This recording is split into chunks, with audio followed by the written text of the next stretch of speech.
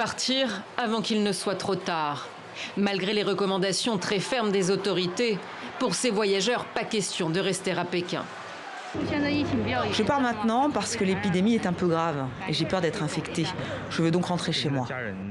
Les vols sont annulés les uns après les autres, alors ceux qui ne le sont pas sont pris d'assaut, notamment par des lycéens et des étudiants pressés de retrouver leur famille en province. Les portes des établissements se sont refermées ce mercredi sur décision du gouvernement. Ce matin, notre directeur de dortoir est venu me dire « Aujourd'hui, tu rentres à la maison ». Comment te sens-tu?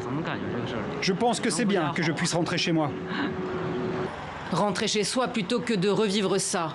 Être bloqué dans une ville fantôme. Pour éviter que l'histoire ne se répète, les autorités ne lésinent pas sur les moyens. À l'image de ces dépistages de masse, plus de 350 000 Pékinois y sont déjà passés depuis samedi. Et déjà une trentaine de quartiers sont confinés. Les entrées sont strictement contrôlées. Les livreurs sont les rares personnes autorisées à y pénétrer.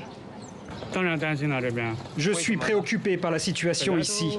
Juste au moment où nous pensions avoir contenu le virus, nous faisons de nouveau face à une épidémie. 31 nouvelles contaminations ont été enregistrées ces dernières 24 heures, un chiffre globalement stable qui porte à 137 le nombre de cas confirmés depuis le 11 juin. Les équipes médicales dans les hôpitaux dédiés au coronavirus ont été renforcées pour faire face à ce rebond.